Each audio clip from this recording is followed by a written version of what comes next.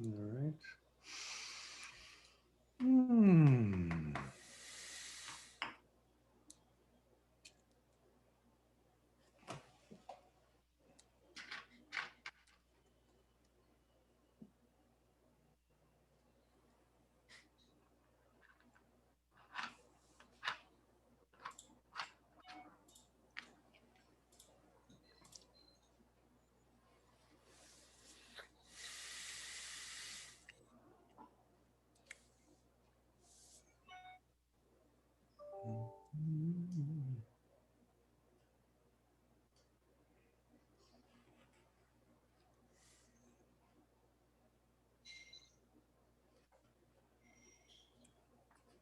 Hello and welcome back to the fifth and last day of State of the World 2021, a conference brought to you by Florida International University and its Stephen J. Green School of International and Public Affairs in partnership with the McCain Institute, part of Arizona State University. I'm David Kramer, continuing to serve as your MC for this week. And we have a great schedule of sessions for today, our last day. And we kick it off with an incredibly important subject, fighting corruption and kleptocracy. And we have just the panel to talk about this. And moderating it is going to be my very dear friend, Charles Davidson, who's been the publisher at the American Interest, the chair of the Green School's Dean's Advisory Council. And also, Charles, we're grateful for your support for this conference as well. So without further ado, let me turn it over to you. Thanks very much for doing this. Wonderful. Well, thank you, David. It's a great pleasure to be here. And congratulations to the Green School and FIU for what appears to be another extraordinary conference. We're cognizant also that the Green School students are our primary audience today. And so welcome to you all, and fond memories of previous years and of your excellent questions and participation in these events. Today, the topic, our topic, is fighting corruption and kleptocracy. So we are not going to question the legitimacy of this notion, but we thought we'd start by going into the importance of this geopolitical fight. Why does it matter? But before we get into that, let me introduce very briefly the members of our panel. We are all friends, I hate to say, so there may not be terrible debates between us, although if they are, they will no doubt be all the more virulent. So we have with us Natasha Bertrand, who is currently with Politico, but used to be with The Atlantic, and who has covered this issue over the years. And we're very happy to have her here. She has participated in former conferences at FIU, for that matter. We have also Vladimir Kara-Murza, who is a very important Russian opposition politician and has been very staunch on this anti-kleptocracy issue and the importance of it in the context of Russia. And we will hear more from him, I'm sure, on that subject. We have with us Daria Kaleniuk, who runs what most people would consider to be the primary anti-corruption NGO in Ukraine. And I've known Daria over the years, and she's been one of the most eloquent and effective participants in anti-kleptocracy, both in the Ukrainian context and well known in Washington, DC, also for her efforts. And we have with us Nino Evgenidze, who runs a major NGO in Georgia and is a very important leader in civil society in Georgia. She is very cognizant of the threat of corruption and kleptocracy to her country and the difficulties that it poses in terms of Georgia's political development. And I would say this issue of positive political development is something that we will hear from, I think, from Nino and from Daria, and no doubt from Vladimir, in the context of this whole arc of former Soviet Union countries. So given whom we have here, there will be somewhat of a former Soviet Union focus geographically, although this is, of course, a global problem. So why is this fight so important from a geopolitical perspective? Vladimir, do you want to kick us off on that issue? And then we'll hear from all of you briefly, I hope. Well, Charles, thank you so much. And I want to thank David Kramer and Florida International University for bringing us, even if we have to do it virtually this year. I think we all look forward to being back at the FIU campus for this conference next year.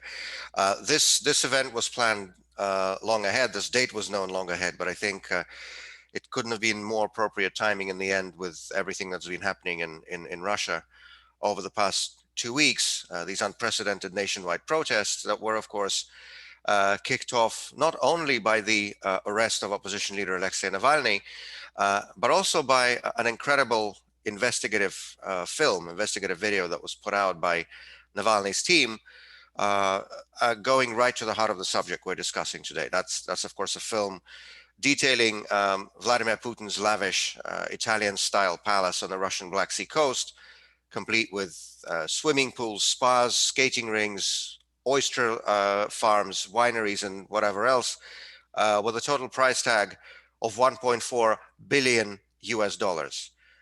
That's in a country where about 20 million people, according to official figures, live below the poverty line, and where 23% of the population lack access to a central sewage system. And yet we see such a shameless display of opulence and corruption. And yes, kleptocracy, of course, the definition being ruled by thieves, right, from Putin's ruling elite. And I think that issue is central to not just geopolitics, but everything that's been happening in Russia, and as a result to Russian foreign policy over the past more than 2 decades now, since Putin's been in power. You know, it's been said that the biggest export from the Putin regime to the West is not oil, it's not gas, it is corruption. And I completely share that sentiment, but that of course is a two-way street. And you know, for someone to be able to export corruption, someone else somewhere needs to be willing to import it. And unfortunately, Charles, as you know well, having dedicated many years of your life to this work, there hasn't been a shortage of Western countries, Western governments, Western banks, Western financial institutions who have been willing to accept these crooks and their dirty, dark money into their systems, into their jurisdictions. And that's, of course, a major part of the problem as to how much this kleptocracy that Vladimir Putin has built has been enabled by Western behavior. Wonderful, Vladimir. Well, I must say I had not heard about the oyster farm. That's a new one. They also had an aqua disco, and I guess I'm probably too old, but I didn't know what an aqua disco meant. But that's one of the things that's there as well. Yeah, right. Well, why don't we follow geography then and go next to Daria? Sure. I actually invite everyone to visit oyster farm of Ukrainian former president Yanukovych.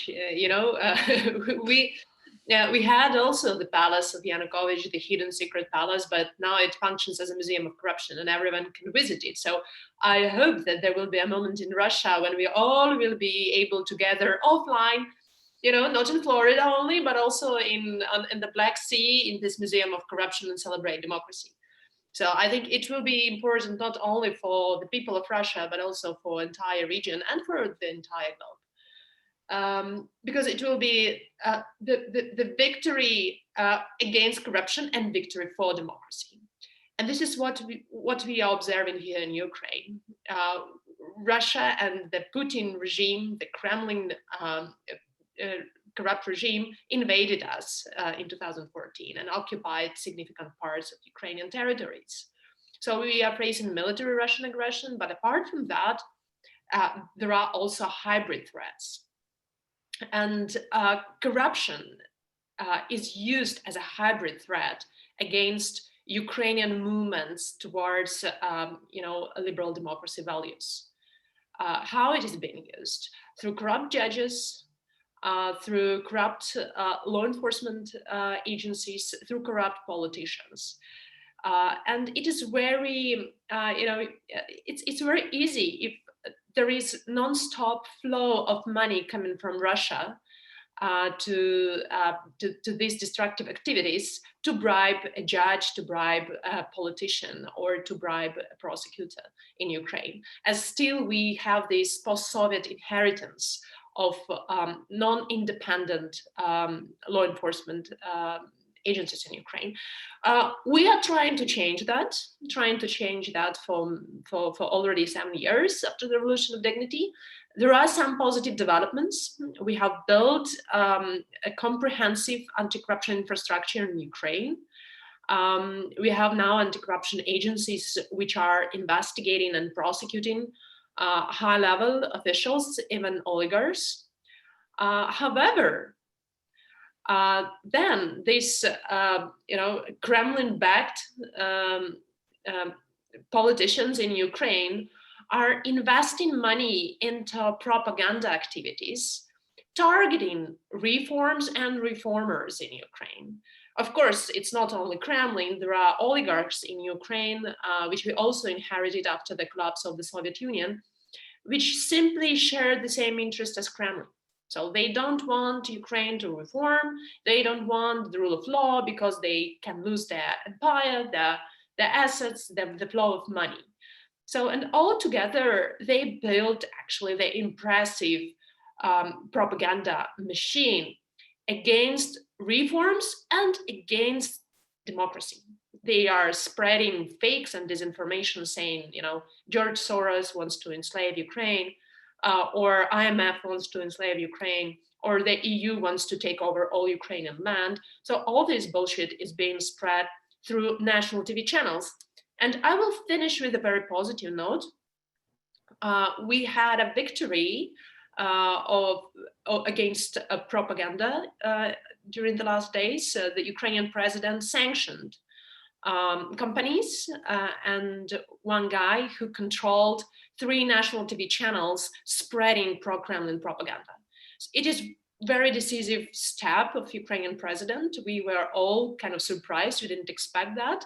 But I think, in the country like Ukraine, where propaganda is being a tool against democracy, we have to separate freedom of speech and freedom to spread propaganda. And such kind of decisions of the government to ban those who are spreading fakes is very important. So I will stop here. Thank you.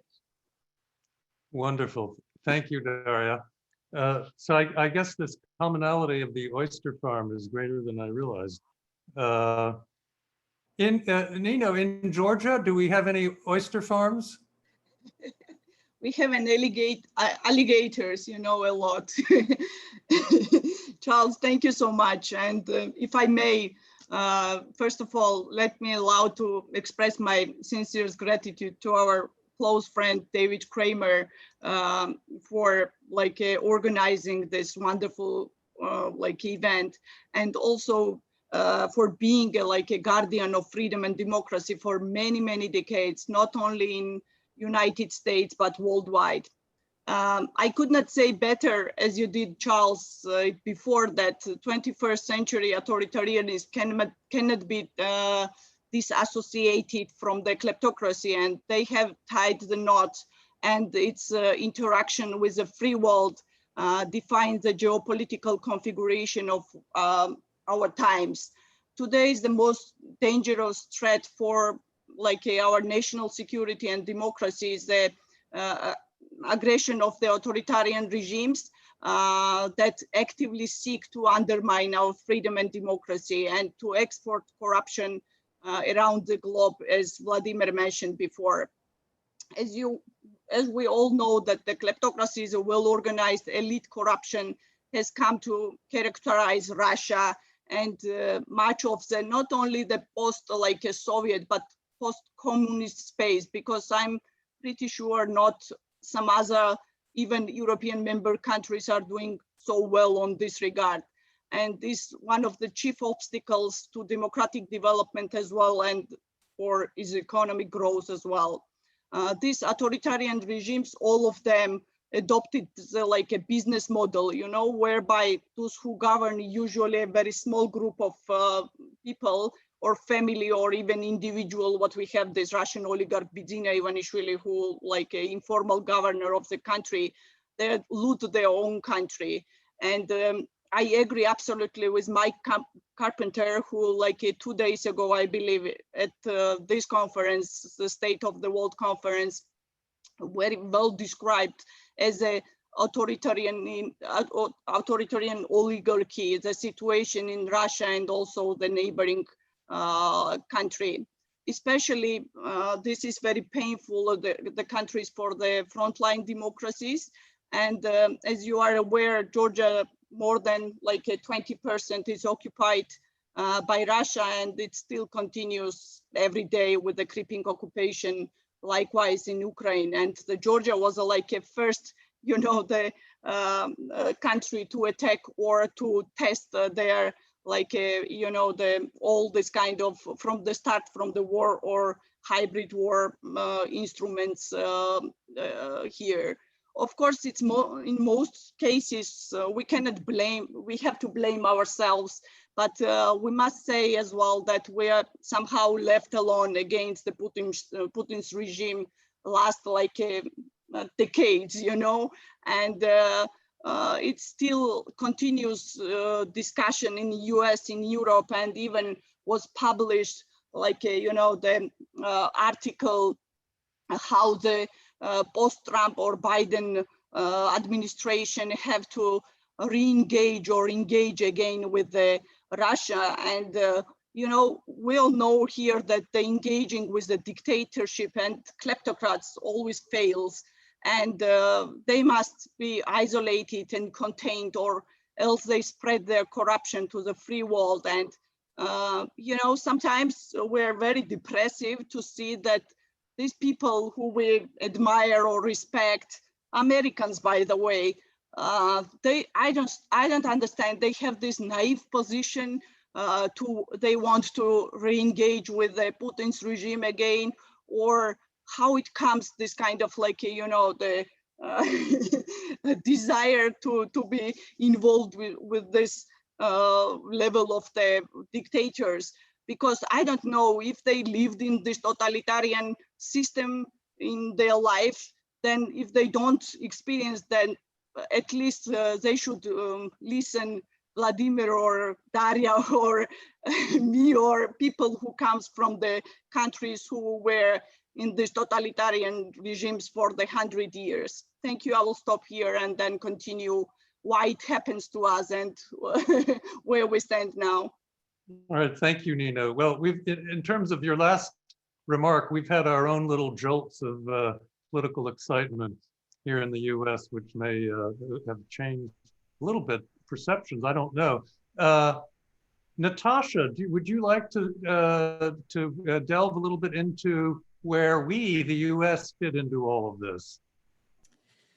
Yeah, so I mean, it's all been very well said. I mean, I think obviously the tentacles of this are extremely vast. And one of the interesting things about the new national security and foreign policy team that's surrounding President Biden now is that they seem to recognize that corruption and kleptocracy are central to a secure global order. And National Security Advisor Jake Sullivan has actually name-checked kleptocracy and corruption as one of the pillars of his foreign policy and national security agenda, which a lot of anti-corruption activists were pleasantly surprised by leading into this new administration.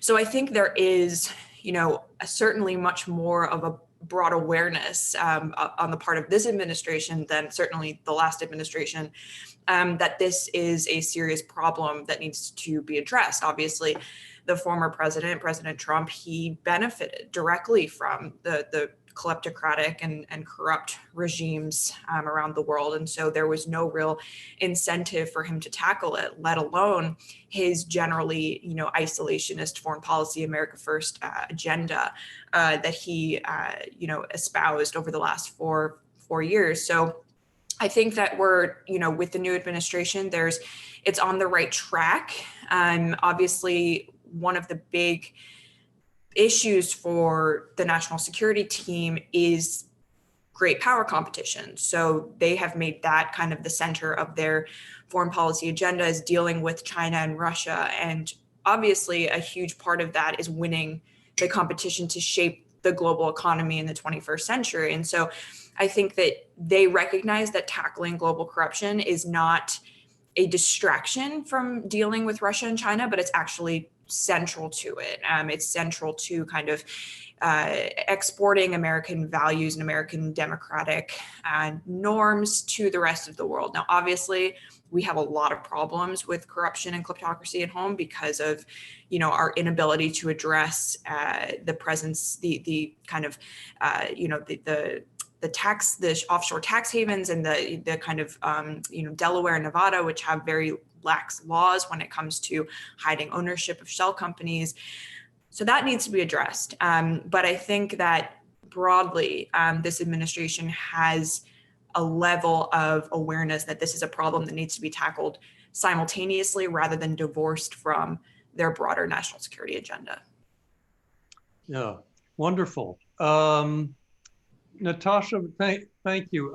Now, just an aside, if I may, for FIU students in particular, Jake Sullivan's views on this kleptocracy subject are beautifully laid out in a recent Foreign Affairs article, if you want to refer to that. And they're also in Foreign Affairs, there's a piece called Strategic Corruption, which might be of great interest to you, a remarkable essay. So anyway, moving on, we'll get back to the US because the US's role is central in this whole system. And we only have Natasha and me for that. But let's go back to the FSU arc, because both Vladimir, Daria, and Nino, regarding Russia, Ukraine, and Georgia, spoke a little bit about the specifics of their own countries, although not too much. And I think we'd like to get into that a little more in terms of Russia or Ukraine or Georgia becoming stable democracies where freedom and individual rights, et cetera, prevail. How central is this fight against kleptocracy and corruption? I mean, there are other challenges that all countries face too. So where's the dosage? And maybe you could even get into a little bit what you think some of the solutions or pre-solutions at this stage need to be. And why don't we go in reverse order? Why don't we start with Nino and then hear from Daria and Vladimir? Charles, for me, it was like, just a few days ago, The Economist published an article, the Democracy Index, in which Georgia now ranked 91st among the 167 countries, and all post-Soviet countries seeking like a European integration are ahead of us, followed only by the Central Asia republics, Belarus and Russia. We belong to the hybrid regimes. It is the word regimes that is used here and not, for example, hybrid democracy. And we're very close, just 20 places and 2 average points separate us from the authoritarianism. I cannot imagine this in my nightmare, even if we go like past 10 or 15 years ago, because still compared to the other countries in the region, Georgia stood out. Russia under Putin is a deeply entrenched authoritarian state that poses a direct threat to its neighbor, and of course for Georgia, Ukraine, and some other countries as well. And Russian President Vladimir Putin has never wanted to see Georgia succeed as a vibrant democracy. Why he started again the war against Georgia in 2008, that to start the Georgia's democratic development, and not to became the Georgia example for other neighboring countries as well. Unlike its neighbors, Georgia made the tremendous progress in past years, building the democratic institutions, addressing the problem of corruption and strong civil society and the diverse media environment, but none of these advances is irreversible. However, and each is threatened by the both internal and external forces. We're facing right now the deep political crisis, and the problem of the state capture is growing too. And with the coronavirus pandemic's impact on the economy, the country cannot afford turning into a kleptocratic system. In this regard, especially the role of the Russian oligarch and former Prime Minister Bidzina Ivanishvili, who is, as I mentioned, the informal governor of the country, remains the source of the great controversy. In 2020, in this current year, Georgia is going to be a critical point for us, because on the verge of between the pluralism on or one party like a rule, and between integration with the democratic community or accommodation with the Russia. The future of Georgia, of course, lies in the Georgian hands, but also we would like to see more United States by engaging more actively, because we understand that it's not time, for our problems, and you are facing your own problem as well. But we think that it's going to be very difficult for us to make the Georgia a priority, but US have to do somehow to maneuver, to fix themselves inside the problems inside the country, and helping also the countries who are fighting for their freedom and democracy, and they want to leave this like a Putin's Russia oligarchic space. And I'm very yesterday I was listening the President Biden's and Vice President's speech at the State Department, and it gives me more hopes that America is back, diplomacy is back, and they will deliver for in fight for democracy and freedom worldwide. And I think it's really time them to deliver and to be active everywhere for fighting for freedom and democracy, because it's shared values. And we've seen this before previous administrations, that when it was not anymore the America's leadership role to defending this, the common values, then everybody, lost, their compasses. And we're really looking forward from United States to deliver. All right, Nino, we hear you. I think that also the analysis you initially laid out at the beginning of your remarks applies certainly to a lot of countries. It's a common dynamic at work. Daria, would you like to comment on this subject? You've been in the thick of this for many years in Ukraine. Sure. I will try to follow up to what Nino told. America is back in protecting democracy, and America is back in using the tools of diplomacy. However, America has the secret weapon, javelins, like following the money and ability to follow actually literally every transaction in the US dollars. And America has powers to trace the dirty money. Unfortunately, information which the United States is gathering is not being followed up. The FinCEN leaks, which happened last year, revealed, billions of dollars dirty money transactions which were under their supervision, which were reported to FinCEN, but there was no reaction. So I think that for the United States, it is, if the United States prioritizes fighting kleptocracy and fighting trans-border corruption, they have also to give more powers and more resources to law enforcement and controlling agencies, which will be able to proceed all these enormous amounts of data. And that could help actually to many countries in the world who are striving for democracy and fighting kleptocracy. And very simple examples. If they're looking into the anti-democracy movements in Ukraine, these Kremlin agents and agents of oligarchs, we see how they are being funded. So they are being funded through the chain of shell companies, and they receive funding from the banks in Russia, even in Belarus. However, all these banks have correspondent banking relationships with the United States. So literally it's impossible to wire transfer in the US dollar without reaching the jurisdiction of the United States. And if there is a desire in the United States to cut the money flow to these anti-democracy movements, they can do that. It's just a matter of, focusing on that and providing resources to agencies which are able to do that. And with the new law, which was adopted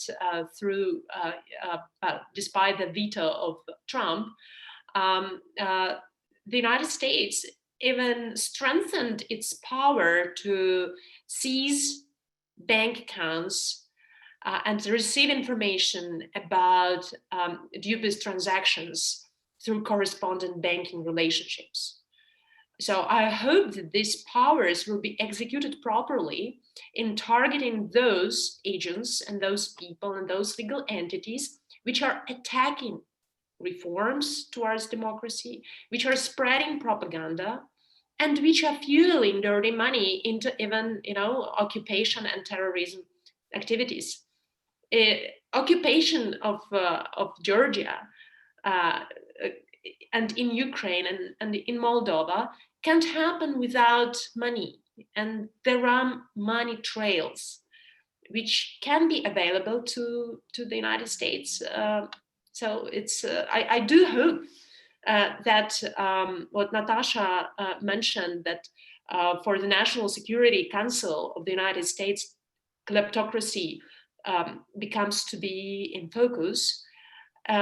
I do hope that then all these tools which the US has will be used on the practical cases. And I also hope that the US will lead the EU, because US is performing better in tackling dirty money and transborder corruption than the EU is doing. It's actually it's going to the disastrous levels. When what Vladimir is saying, that Russia is transporting corruption and Europe is ready to receive that, it's actually is dangerous for the security and for the unity of the European Union. We see that clearly from Ukraine. We see how Nord Stream project, this pipeline which Putin tries to build with Germans, how it intoxicates the politics of the European Union. And now, the chief diplomat of the EU is coming to Russia, to Kremlin, to talk to Lavrov about Navalny and about freedom of speech, and about the need to support human rights activists and stop attacking them. However, at the same time, the EU, is not that clear towards projects like Nord Stream 2. And it's just one of many examples. In the case of Ukraine, the US sanctioned the close friend of Putin, Viktor Medvedchuk, back in 2014 for supporting occupation of Crimea and for supporting the regime of Yanukovych. However, this person found a way to bypass the US sanctions by registering 98 companies, among which 44 companies are registered in Cyprus, 4 in Bulgaria, 2 in the United Kingdom. And then, he extracts oil from Russia. And it's also the problem for Russian people, because it's not clear whether it is benefiting that the Russian taxpayers. Its oil belongs to Russian people. However, he extracts this oil and sells it to the West, and then gets money in order to invest into the destructive activities in Ukraine. So, and it was possible simply because the EU doesn't care or doesn't want to be more proactive in cutting dirty money flows and not accepting corruption. Thank you. Yeah, terrific, Daria. Well, we're a little bit hopeful in the U.S. that the Corporate Transparency Act is going to be very useful in handling this anonymous company problem. And there are also other measures involving anti-money laundering that are were passed in this recent NDAA, National Defense Appropriations legislation. So we're hopeful that the U.S. is getting better, because we've been a leading haven, of course, for these things, and even ahead of the EU. But what about Russia, Vladimir? If we look, I mean, you've spoken very eloquently about this over the years, but how do we place the fight against corruption and kleptocracy in terms of its primacy vis-a-vis Russian political development? How important is this in the overall policy mix that you think Russia needs? Well, it's absolutely central. And, just to be clear at the outset, Putin's not just a thief, he's also a murderer. And that's worse. Killing people is worse than corruption. And I'm referring not only to the wars with mass casualties, in Chechnya, in eastern Ukraine, in Georgia, in Syria, and other places, but I'm referring to specific murders also.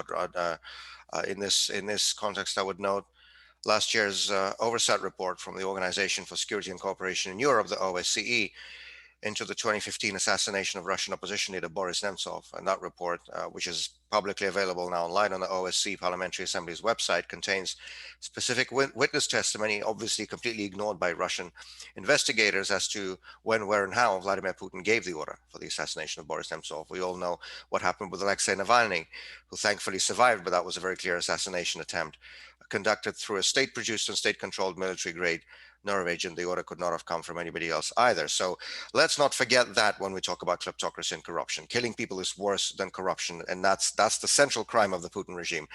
But yes, Charles, to answer your question, this, it's not just the power grab, it's the money grab as well. And that's frankly been the whole raison d'etre of this regime ever since it came to power 21 years ago. And after Putin pretty quickly dismantled and destroyed the fledgling democratic institutions and democratic checks and balances and independent media in Russia. It took about 3 years. So he came to power in 99, 2000. And by about 2003, all the private independent television networks were taken down. Elections, for the first time since the end of Soviet rule, were assessed by European and international observers as not fair. Genuine opposition voices were banished from the State Duma, which became essentially a rubber stamp. Parliament is not a place for discussion, as Boris Gryzlov, Duma speaker, once said. I think that would be a fitting epitaph for the Putin regime in future history books, and so on and so forth. And I think apart from the sort of authoritarian control side of it,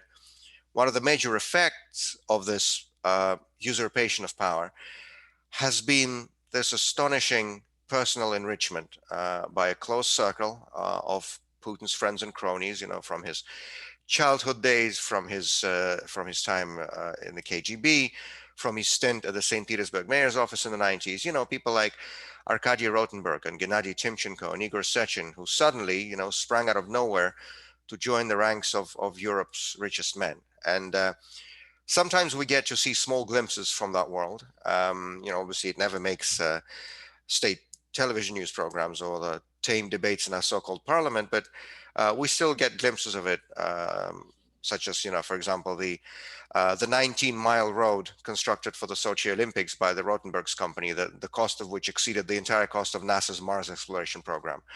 Or of course, the palace that I already mentioned, the $1.4 billion lavish palace constructed for Putin's personal use on the Russian Black Sea coast. Or the Panama Papers that everybody saw 5 years ago, just a tiny, tiny glimpse, the smallest tip of the iceberg when, as you recall, there was a $2 billion offshore account found in the name of Sergei Roldugin, Putin's old friend from Leningrad, a cellist, those Joe going in Moscow back in those days, that we all thought that Paul McCartney was supposed to be the richest musician in the world. Now apparently it's some guy nobody's ever heard of, Sergei Roldugin, because that's how Putin holds his money. I mean, he's obviously too clever to hold it in his own name. So that's how the system functions. And I want to come back again to the point that Daria was just making, very importantly, about Western complicity in all of this, because all of this would not have been possible without Western countries enabling this kleptocracy and enabling this corruption. And, one of the consistent lies of the Kremlin propaganda machine over these past decades now has been that, people like myself and my colleagues in the Russian opposition, that we supposedly go to the West and we ask foreigners to give us money or to give us political support or to come in and enact regime change in Russia, whatever other nonsense these people come up with. Of course, none of that has anything to do with reality. I mean, only Russians can and should, and I may add will, change the political situation in our country. And you're clearly seeing the reawakening of Russian society, especially the young generation, with these mass nationwide protests that have been going on for the past couple of weeks. The only thing we do actually want from the West is that it stay true to its own values and that it stop enabling this kleptocracy and corruption of the Putin regime, that it stop allowing that system to function, that it stop providing safe havens for Putin's cronies and oligarchs to stash the loot, the money that they are stealing from the people of Russia and then taking and hiding away and stashing away in Western jurisdictions. The Panama Papers, the $2 billion Roldugin account, that was just a really tiny fragment that we just happened to see. By various estimates, and this is including National Bureau of Economic Research and other organizations that have conducted these studies, there's between 800 billion and 1.3 trillion US dollars outside of Russia in private Russian assets, mostly in Western jurisdictions. So rounding up, about $1 trillion US dollars held by Russian citizens. Most of this, well, probably not most, but much of this wealth is undoubtedly linked to Putin himself, following the model that we saw with the Panama Papers. And as Daria said, it's not a question of the lack of information. Western financial services know about this. Western governments know about this. A few years back, Adam Zubin, a senior official at the US Treasury, said publicly that, yes, we know that Vladimir Putin is corrupt personally. And we know how that corruption is organized. We know where the money is stored and so on and so forth. So it's not a question of a lack of information. It's a question of a lack of political will to do something about it. And so Putin's system continues to roll on and to exist with complicity and with enabling from Western governments and Western institutions. Now, I think that despite this complicity and despite this enabling, trends in Russian society, trends in Russian public opinion are very clear, especially again among the young generation. Putin's lost that generation. I mean, you can see that despite the arrests and the threats and the repression and everything that we have been living with for so many years, people are losing fear, and we have hundreds of thousands literally coming out to the streets now, because that's the only way left in Russia to voice your opposition to the government. And so I do think that, every dictatorship has an expiration date, and Mr. Putin's, it seems, is fast approaching its own. But I do think it's important to continue raising that issue of Western complicity in Putin's corruption, Putin's kleptocracy.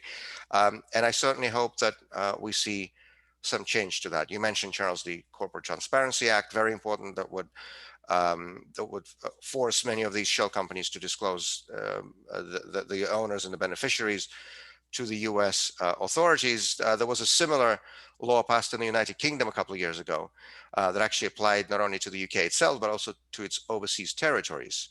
Places like Bermuda and the Cayman Islands and the Virgin Islands, very important for obvious reasons.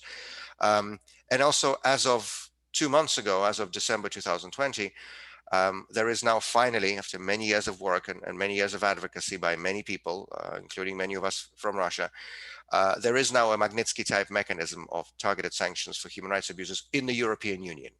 Needless to say how important that is. So all these mechanisms are there. It's a question of political will. It's a question of actually doing something about it. And I certainly hope we'll see some movement in that direction in these coming months. Terrific, Vladimir. Well, Vladimir, as you say, there's no lack of information in terms of Western enablement of all of this, and the U.S. has played a central role. Natasha, do you want to comment on that a bit, and also tell us perhaps what you think your prognosis is for the Biden administration and where we're heading in terms of our enablement.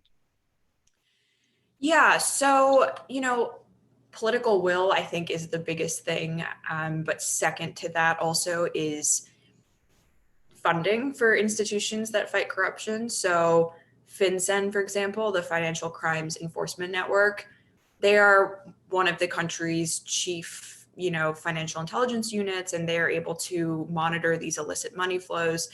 And they have a big role in US national security as well. And they have about 300 staffers. They have a budget of just over $100 million a year.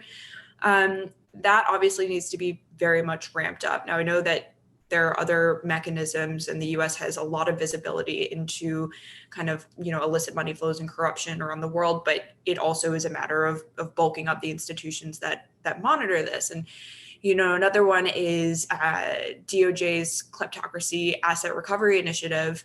That also needs to be bulked up. There are about 20 prosecutors there right now, but there can be more, right? I mean, this is a very massive global issue.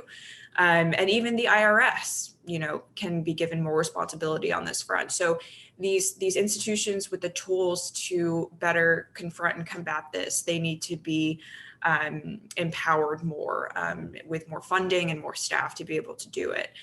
I think that broadly, the awareness has risen among the general public on this issue, especially after obviously the special counsel investigation in 2016 with regard to Paul Manafort, particularly. He was at the center of the Russia probe, and everything having to do with, his corruption and his illicit ties to the former Ukrainian regime and former President Yanukovych. That really opened, I think, the public's eyes to how deeply entangled some of our political operatives here are with these foreign corrupt regimes.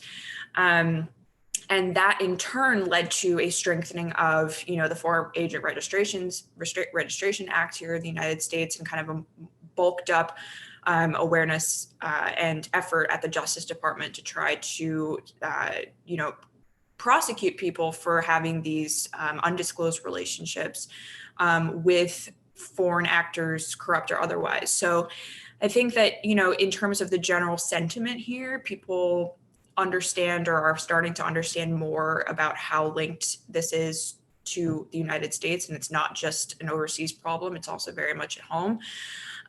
But yeah, I mean, one of the biggest problems is our acceptance of, the anonymous ownership of shell companies. That's a big issue. And as Vladimir said earlier, it's not just, the export of this corruption and kleptocracy, it's also the import of it. And as Charles mentioned earlier as well, the centerpiece of the response has been the Corporate Transparency Act.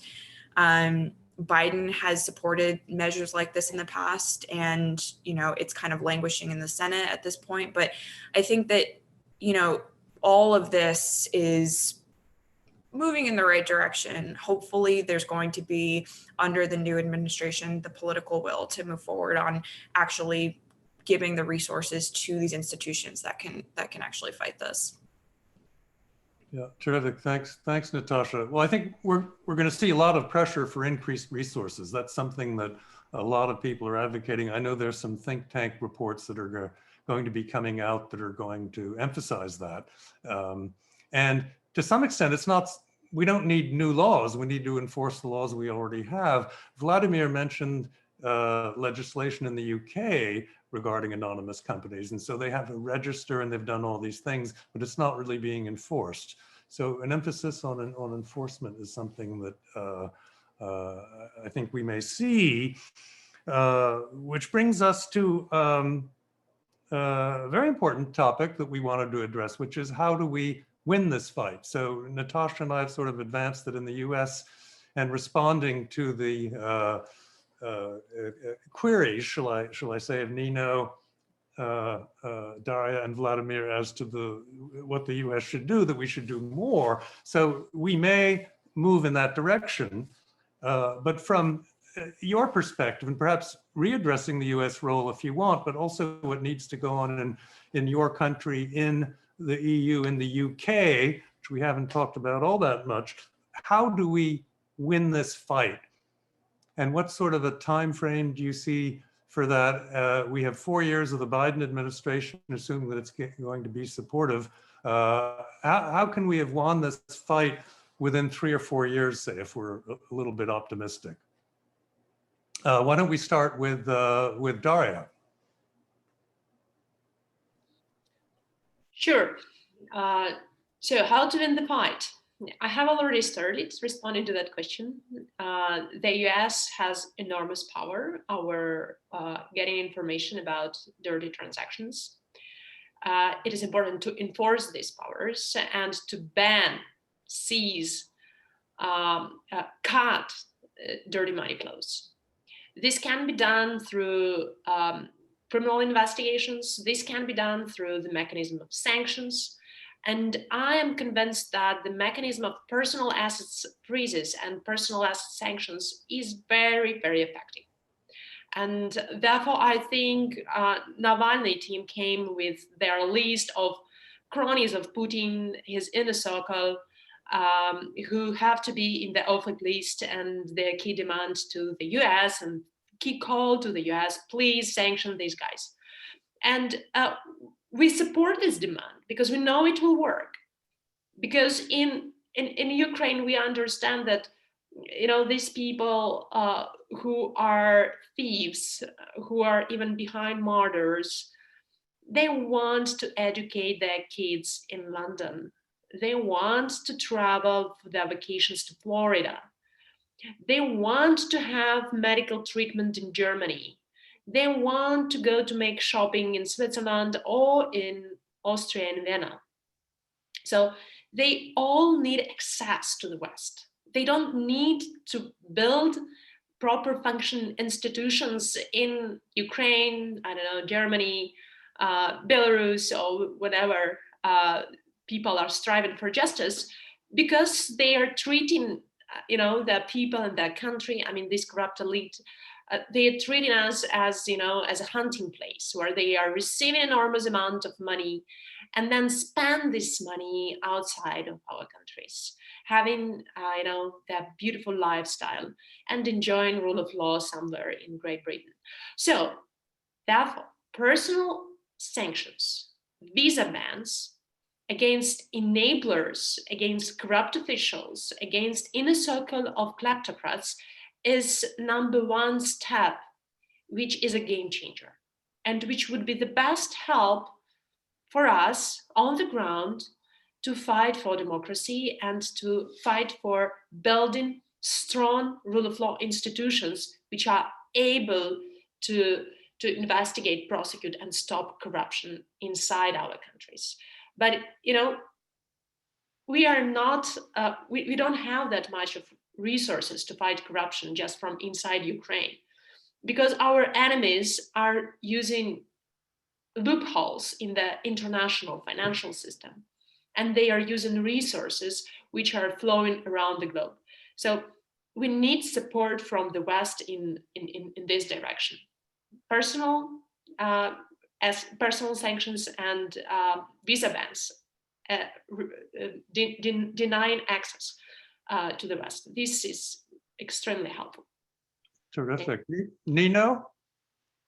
Yeah, Charles, I fully agree with Daria, you know, because alone we cannot fight against these oligarchs, because I don't understand why from the international organizations, you know, in one, they have to make it like a, you know, the like a choice that between the one oligarch and the rest of the country who is in a total, you know, the poverty.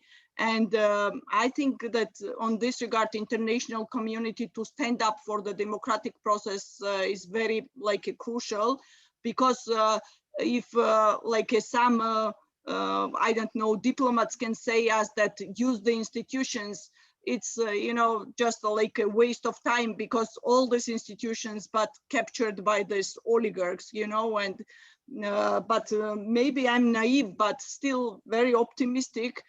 because now in the US government and few people are coming back who stand out with their experience and knowledge of the region. You mentioned this before. And for example, Secretary Blinken, Michael Carpenter, Victoria Nuland is one of the region's most vocal supporters, and they understand the region very well. So we know that people who come to the top positions know the region well, and we also know their positions, and that is reassuring us, you know. And also I'm pretty sure that you have to continue your kleptocracy initiative, offshore initiative, because I mean, it's really very crucial.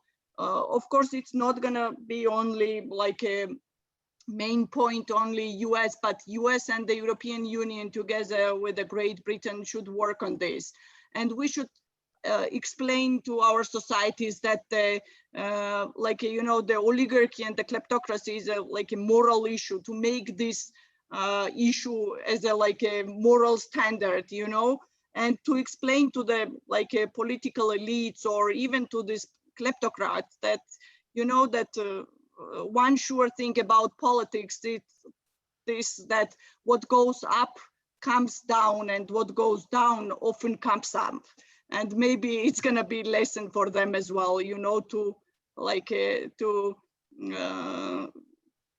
somehow to be in charge of their behavior.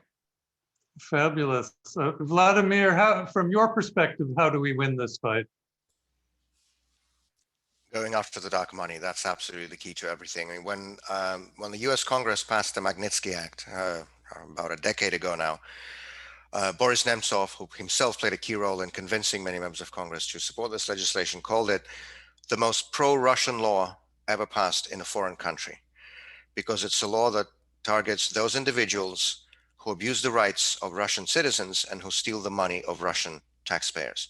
And then, as Daria was saying a few minutes ago, go and take that stolen money and enjoy Western lifestyle. At the end, it all comes down to this astonishing hypocrisy when you have these people who abuse and attack and undermine the most basic norms of democracy and the rule of law and just human decency in our country, in Russia, and then come to the West and enjoy the benefits and the privileges that those same notions of democracy and the rule of law offers in the West. And the West has continued to allow this for years and years. And so, you know, when a couple of months ago now, when Alexei Navalny and I were testifying before the European Parliament's Foreign Affairs Committee, that was the main message from us and from other panelists in that hearing. You know, it's not enough just to sanction some mid-level FSB operatives. I mean, obviously these people should be sanctioned as well. That's not an either-or question. But the people who really matter are those Kremlin wallets that allow the system to continue functioning with Western complicity, with Western enabling. You know, just before he returned to Moscow, Alexei Navalny discussed with his colleagues the list, and it has since been published, of course, a short list of people, only a starting point. I mean, it could be a much longer, but it includes names like Roman Abramovich, like Alisher Usmanov, like Igor Shuvalov, like Andrei Kostin, all of these and many other people who are those you know, elements in the system that allow it to continue operating. Again, the people who use Russia as a looting ground for their personal enrichment, and then use the West as safe havens to stash their loot. And that should stop. You know, I mentioned this golden trillion, as it's sometimes called, all those private Russian assets held abroad. You know, there are many precedents, to go back to our conversation about what the West can do about this. There are many precedents. One of the more recent ones concerns Kyrgyzstan, where there was this corrupt president called Kurmanbek Bakiev. And at one point, the US Treasury seized several $1 million worth of assets that this guy has stolen from his own people. And then later, once Kyrgyzstan had a lawfully and democratically elected government, the US Assistant Treasury Secretary personally went to Bishkek, and that money was returned to its rightful owner, the National Treasury, the taxpayers of Kyrgyzstan. I think that's the model that should be followed here. You know, those assets, those illicit, illegal, looted, stolen assets, stolen from the Russian people and stashed away in Western jurisdictions, that money should be targeted, that money should be seized, that money should be frozen to be later on returned to its rightful owner, the taxpayers of Russia, once our country has a democratically elected government, and that day will come. And yes, targeted individual sanctions against those key actors, those key cronies, those key oligarchs that loot and steal from our people and then use the West as safe havens to stash their loot. Terrific. Okay, and I think on this question of how we win the fight, I think Natasha already commented on it in her most recent salvo, mentioning the need for more resources, et cetera. So in the interest of time, we're going to move to some questions now. And there's one question I was hoping we'd be able to avoid, except that two people have asked it. So I'm afraid we're going to have to jump into that. And that is the role of cryptocurrencies in all of this, and the extent to which cryptocurrencies contribute to money laundering and secrecy, which isn't mentioned in the questions, but the whole issue of how one, I mean, we have this Corporate Transparency Act and all that, but how will we have a level of transparency with cryptocurrencies, and how are cryptocurrencies going to play a role in all this? How do we deal with that? Who would like to address that? I have personally no take on that, and I must admit I think it's a very difficult question, and it's still fairly early in the evolution of these cryptocurrencies. But do any of our panelists have a notion about that? Daria? I can try to address that. So I don't think that cryptocurrency can save the world and in fighting corruption. I don't think that cryptocurrency can help. Practically, I heard some ideas about that it gives a level of independency and control to citizens. However, what I've seen on the examples of Ukraine, that those parliamentarians in Ukraine who declare cryptocurrency in their asset declarations, they are very notorious. And the largest owner of cryptocurrency in Ukraine is an MP who was on the FBI wanted list for fraud and for cyber attacks. And he ended up in the parliament of Ukraine, declaring lots of bitcoins and other cryptocurrencies. Anybody else on cryptocurrencies? Okay, well then we'll move on. We have a question about Belarus, and whether we think the Russians will follow the model of Belarus with weekly protests in the hope of bringing change. That, of course, is a question for Vladimir. Would you like to comment briefly on that? And is there a corruption kleptocracy angle perhaps in that question? So in terms of the sort of the short-term tactics, Alexei Navalny's team has just announced that they are planning to pause the protest until closer to the start of the parliamentary election campaign, which of course we have this year in September. And I think, when the protests began in Belarus last year after the patently stolen election, not for the first time by the dictator Lukashenko, many analysts predicted that we will see the same scenes on the streets of Russian cities in 2024 when we have our own quote-unquote presidential election next. Of course, things seem to be developing much sooner. Nobody predicted that we'll have protests on such a scale this January. Alexei Navalny really forced the agenda on the regime, really changed the agenda. What's significant is that all the past protests we had, mass protests on a big scale in Russia, they were always in reaction to something that the regime has been doing, whether it was after the fraudulent parliamentary election in 2011, whether it was against the war in Ukraine in 2014. Those protests were organized and led by Boris Nemtsov.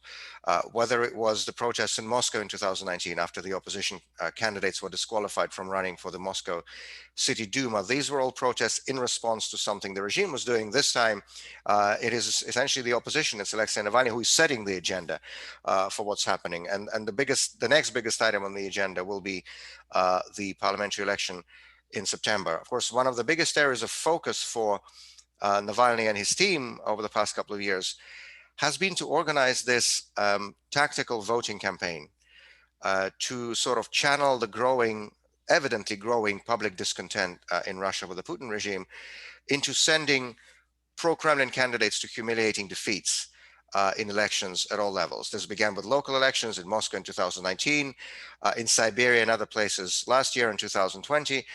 And that's actually no small thing. I mean, it should be difficult for the regime to lose elections when their opponents are not on the ballot. And as you know, in most cases in Russian elections, real opposition candidates are disqualified ahead of time and not allowed to even run. And so in these conditions, what the Navalny movement did is that they decided, okay, there are no real opponents, but we're still going to make sure that those pro-Kremlin candidates are defeated in the face of literally no one, just some technical spoilers who always happen to be on the ballot to imitate competition. And they've been urging Russian citizens to go and vote for those random nobodies to send a message. And that message, I have to say, was loud and clear. In Moscow in 2019, even after disqualifying all the strongest opposition candidate from running, in nearly half of the districts for the Moscow City Duma in September of 2019, pro-regime candidates lost heavily, including the leader of United Russia, the ruling party in Moscow. My favorite story was in the north of Moscow in Shukinsky district, where a good friend of mine, Alexander Solovyov from the Open Russia movement, was running for a seat on the City Duma. He was disqualified. He was jailed. He spent the duration of the campaign in a detention center, as did many other opposition candidates. But there was another guy on the ballot with the same name, Alexander Solovyov, a classic spoiler tactic. I guess they forgot to take him off the ballot once they disqualified the real one. And, this guy has not spent a single dime on any election campaigning. He has never appeared in a district. He hasn't held a single rally or a single meeting, never printed a single brochure, nothing.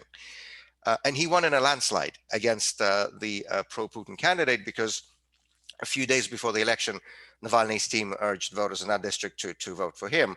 And the district electoral commission spent about 3 days trying to locate this guy after the election to tell him that he's now actually a member of the Moscow City Council. I mean, it's a ridiculous story, but there's a very serious point behind it, that such is the growing public discontent in Russian society with this regime, that it's finding all sorts of ways to be manifested. Elections is one place.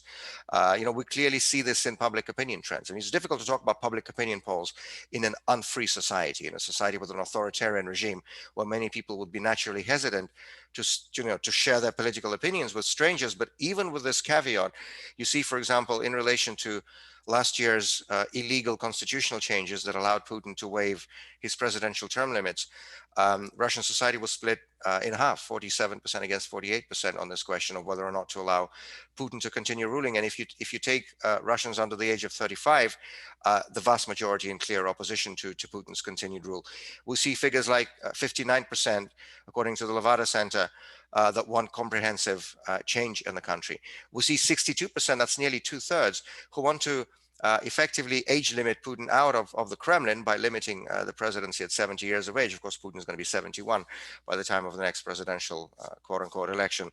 And of course, the protests that we have seen. And to go to the question, I think we will see many more in the course of this year, especially closer during and after the parliamentary election in September, especially, I mean, a lot of things will depend on what the regime decides to do, because the only tool they have left now to sort of try to counter that tactical voting that Navalny is organizing is, just outright fraud of the kind we saw in Ukraine in 2004, in Georgia in 2003, in Russia in 2011. We know what such outright and blatant and obvious fraud can lead to in terms of public reaction. But I think a much bigger timing point will be the year 2024, when I think we will see on a national and much bigger scale protests all over the country. And by the way, I think to sort of end this conversation on a note about the West, Charles, since that was your question, again, any political change in Russia can and should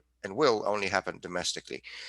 But it is important for the international community to stay true to its own values and its own principles. And one of the important things going forward for the West and the United States with regard to 2024 in Russia will be to take a clear position of principle and refuse to recognize and legitimize any attempts by Putin to stay in the Kremlin beyond the end of his current and final mandate. Because again, those constitutional amendments that were rammed through last summer under the cover of the pandemic were illegal and illegitimate in at least 3 major ways, directly contradicting Russian legislative procedures and constitutional amendments.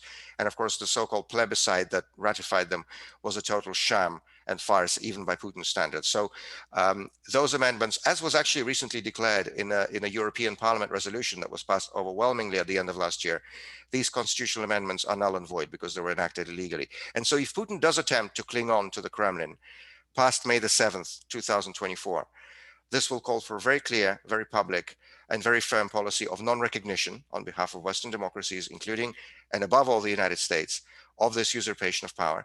And I think this will be a very important focal point for Western policymakers in the coming 3 years. Fantastic. Thank you, Vladimir. I'm afraid we have 1 minute left. And just in these last few minutes, some excellent questions have poured in. And we had a couple before we haven't had time to get to. So I apologize for that. Very briefly, there was one question that came in, which is, what is the role of the Far Eastern countries playing into this sordid issue? And I presume that also includes China. So this is, of course, a global problem that hasn't been our emphasis in this session, but we could create panels on the Far East and on Latin America. This is very much a global problem that permeates all authoritarian countries. So thank you all. And thank you, David Kramer, and thank you, FIU. It's been a pleasure. And I'm afraid we have to wrap up here. Thank you all. Charles, thank you. And to Nino, Daria, Vladimir, and Natasha, that went really fast, which is a reflection of a terrific panel. So my thanks to counting Charles, not only 4 experts on the subject, but people who actually do something about it. And so we're grateful that you bring this blend of expert analysis with practicality as well. And your organizations do tremendous work. And I want to salute all of you. And Natasha, you do great reporting.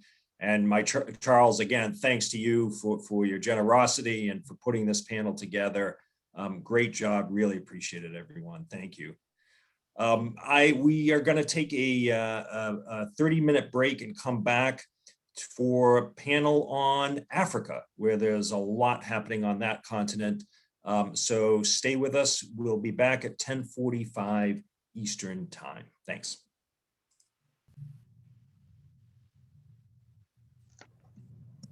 The environment the students are facing today is unlike ever before. Charles. It's all about team-based work in the 21st century of careers. Being able to do teamwork and compromise on their positions, play the role of different sectors, the public, the private, the nonprofit sector, with different strategic priorities, and being able to combine them all and superpose them into an initiative that truly adds value to all the organizations and the actors involved. The way that we communicate has changed. More and more, we're bringing in professionals who have a skill set that combines with the academic expertise of other faculty members that really make a difference. I want to be able to remove the fourth wall between the classroom and the world around us. The different experiences that the faculty and the masters has were fundamental to really understand what I needed and to gain these different points of view to become a better professional. One of the most important dimensions, and it's really the crowning achievement of the program, is the capstones. Capstones, for me, as somebody who comes to this work in international affairs as a practitioner, I think is one of the best parts of the program. The value of what they did in the classroom is manifest in this particular capstone project. It allows them to take everything that they've learned in our program up until that moment and practically apply it. It allowed me to develop on creating innovative solutions for the corporation I work with. It was an opportunity to understand how corporations really integrate corporate responsibility into business operations. Students are working directly with the policymaker. Really prepare me with the tools and skills needed to succeed at my former position at Citigroup as a problem manager for Latin America, and currently here at Rockwell Collins as the senior specialist in gold trade compliance. If they want to pursue studies or careers in international affairs of one sort or another, whether in the government or in the private sector or in the think tank world or in academia, the FIU's MAGA program, the Green Schools MAGA program, really is a terrific way to get started. To the person that is considering the Masters of Global Affairs here at FIU, I recommend it because it is a program that is tailored to the needs of the global market.